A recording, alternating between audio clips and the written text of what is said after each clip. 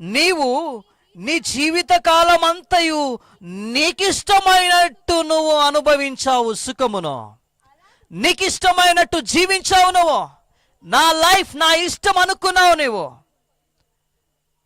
కానీ నీ జీవితము నీ లైఫ్ నీకిష్టమైనట్టు జీవించకూడదు. నిన్ను పంపిన, నీకు ఆత్మను దయచేసిన ఆ దేవునికి ఇష్టమైనట్టు జీవించాలి. ఇది నా శరీరం అండి, నా లైఫ్ అండి. నువ్వేమైనా డబ్బులు ఇస్తున్నావా తాగడానికి? నువ్వేమైనా డబ్బులు ఇస్తున్నావా నేను తినడానికి? నా లైఫ్ నా ఇష్టం అండి అనుకున్నారేమో, జాగ్రత్త.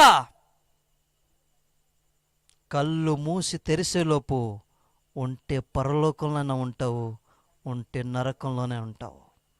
దీపం ఉన్నప్పుడే చక్కబెట్టుకోవాలంటారు కదా, ఆ దీపము, ఈ ఆత్మ దీపం ఈ శరీరంలో ఉన్నప్పుడే దేవుడు ఆత్మ ఎంత గొప్ప విలువగల తెలుసా?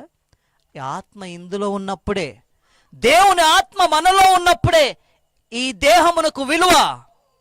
దేవుని ఆత్మ మనలో ఉన్నప్పుడే అందరూ నమస్తే పెడతారు. దేవుని ఆత్మ మనలో ఉన్నప్పుడే అందరూ షేక్ హ్యాండ్ ఇస్తారు. దేవుని ఆత్మ వెళ్ళిపోయిన తర్వాత నీలో ఉన్నది నిన్ను నడిపిస్తుంది, ఇలా నిన్ను నడిపిస్తుంది దేవుని ఆత్మ.